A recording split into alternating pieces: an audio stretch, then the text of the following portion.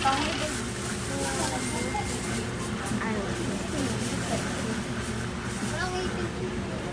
18 pero ibang sinisay. Dito na po sa kabila. Ano yung magandang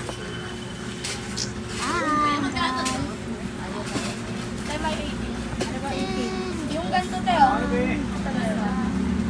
Yung ganito tayo. Yes. 19. Ito 18 po yung. Ito na yung bumabayad.